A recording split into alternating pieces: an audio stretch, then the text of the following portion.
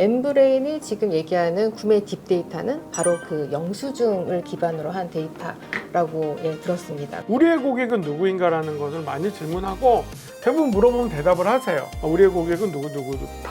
근데 실질적으로 저희가 구매 딥데이터로 좀 데이터를 보면 아시는 거하고 다른 경우가 사실은 많습니다. 고객을 안다는 게 사실 쉽지는 않아요. 적을 알면 뭐라 그랬죠? 백적 백승이라는 말이 있듯이 나를 알고 상대방을 알 수 있는 가장 중요한 길은 저는 구매 딥데이터를 정확히 아시는 것이 중요하다고 생각을 합니다. 근데 이게 어떻게 보면은 의사결정 되게 빠르게 할 수 있고 전략의 방향을 딱 결정할 수 있는 데 굉장한 도움이 될 것 같아요. 사실 이 데이터가. 비싸요? 얼마예요? 얼마?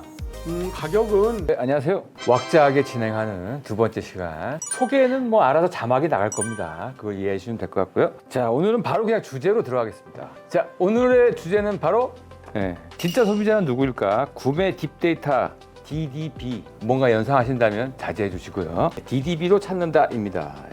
우리가 쇼핑을 할 때 보면은 장바구니에 담아놓고도 결제를 안 하는 비율이 꽤 많잖아요. 그래서 결국 구매한 데이터를 보려면 구매한 영수증을 분석을 하는 게 가장 정확할 것 같은데 엠브레인이 지금 얘기하는 구매 딥데이터는 바로 그 영수증을 기반으로 한 데이터라고 들었습니다. 근데 검색이나 소셜에서는 이런 게 좀 많이 팔리는 것 같다 이런 얘기들을 많이 하는데 정작 누가 샀는지는 잘 모르잖아요. 실제 인텐트도 다르고 소비자들이 생각하는 것도 많이 다른데 사실 팩트를 전달하는 건 영수증에 기반한 결제 데이터라고 볼 수가 있잖아요. 그래서 그런 의미에서 구매 딥데이터에 대한 의미 부여가 좀 많이 요즘 회자되고 있다 이런 생각이 좀 들거든요. 그 말과 행동이 많이 다르죠, 그죠? 그래서 요 말보다 정확한 구매 딥데이터 요거에 대한 이야기를 자세하게 해주실 분을 모셨습니다. 익숙하시죠? 계란 상무님. 계란. 자, 엠브레인 구매 딥데이터 팀의 김석균 상무님 모셨습니다. 네, 반갑습니다. 네. 엠브레인 구매 딥데이터를 맡고 있는 상무입니다. 근데 궁금한 게 있는데 이게 사실은 빅이 아니라 딥이잖아요. 이거 발음을 잘해야 되는데, 그죠? 좀 익숙치가 않죠. 굳이 이게 빅이 아니라 딥을 쓰는 이유가 있습니까? 그 안에 있는 함축적인 의미를 좀 더 본다 보면 빅보다는 더 중요한 것은 딥의 이슈인 거라는 생각이 들어요.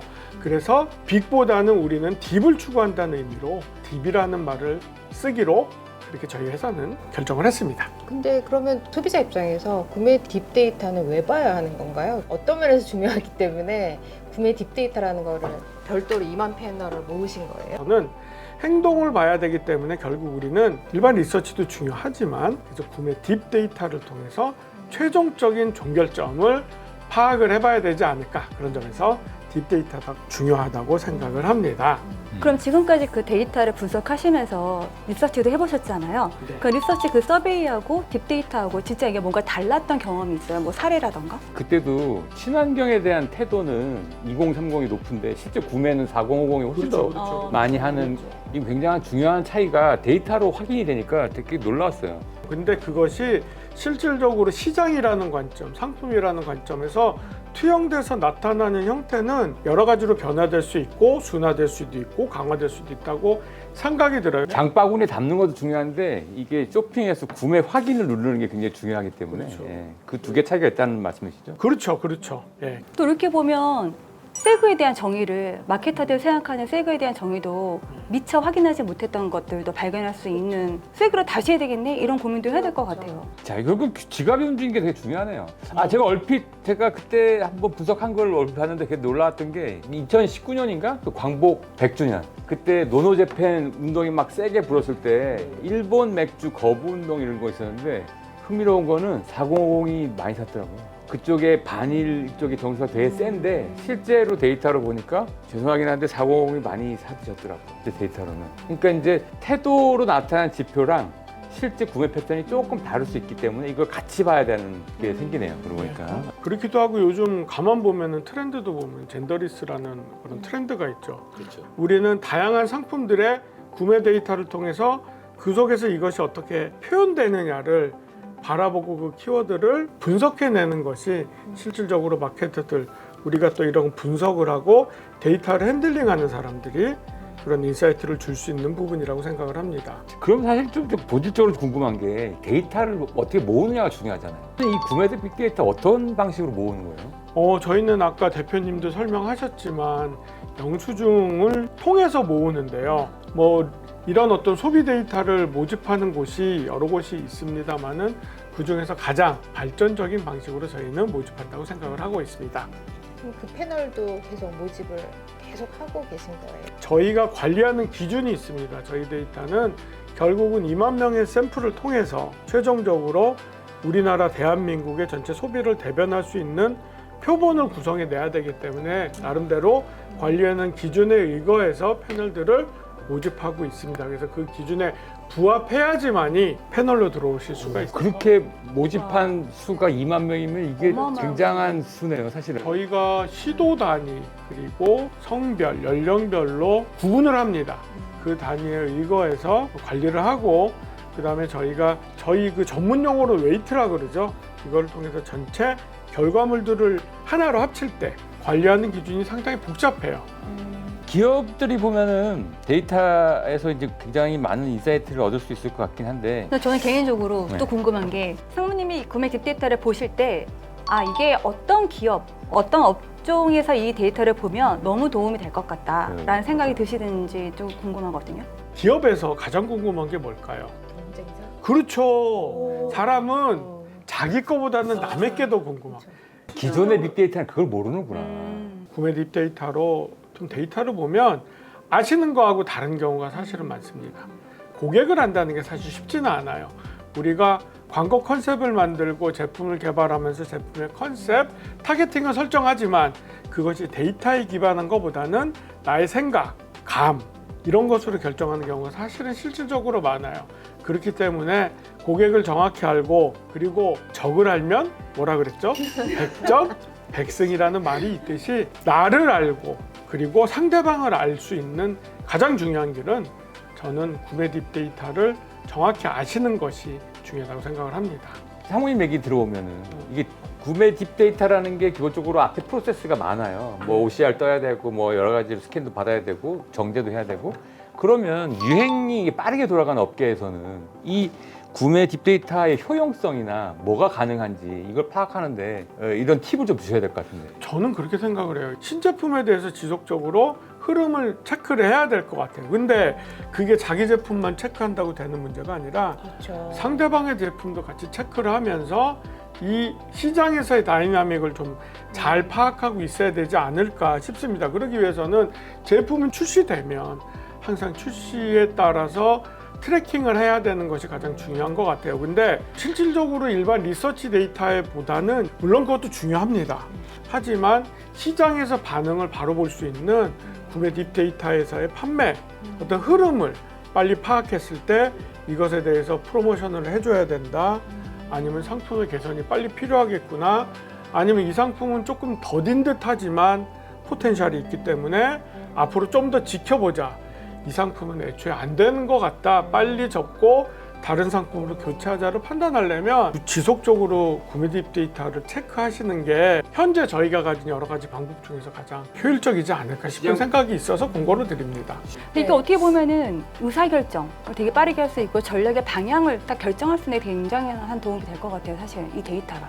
예, 맞습니다. 예. 제품 출시할 때 예를 들어서 제품 기획하는 단계에서 예. 구매 딥데이터를 경쟁 상대를 정해놓고 저 제품이랑 경쟁할 만한 뭔가 제품을 만들겠다라고 할 때도 있을 거 아니겠어요? 사실 그런 경우도 많죠. 이런 경우는 유사 제품이라든가 같은 소재를 썼다라든가 같은 타입이라든가 아니면 유사한 가격대의 제품이라든가 이런 제품들을 조금 벤치마크를 하셔야 되는데 그런 것은 또한 딥데이터를 통해서 보시는 것이 보다 더 적합하지 않을까 싶은 경우가 있어요. 실질적으로 광고 회사 같은 데서 어떤 제품에 대한 그런 전체적으로 개발에 대한 인사이트를 드릴 때 유사한 다른 인더스트리의 사례를 보시는 경우가 많아요. 네, 그렇게 그럴 때면은 그걸 어디서 구할 수 있을까요?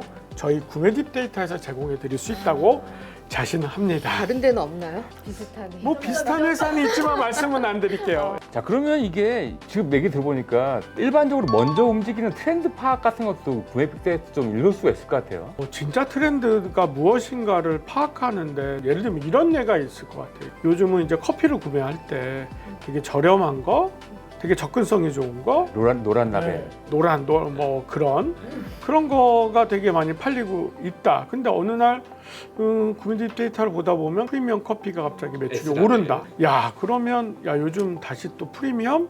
근데 사실은 그 내면을 살펴보면 데이터를 분석해 보면 실질적으로 엄청난 프로모션이라든가 결국은 같은 얘기거든요. 사실 결국은 가성비, 프라이스 프리미엄. 예를 들면 이런 얘기인데 이런 것들을 감지할 수 있고 먼저 파악할 수 있는.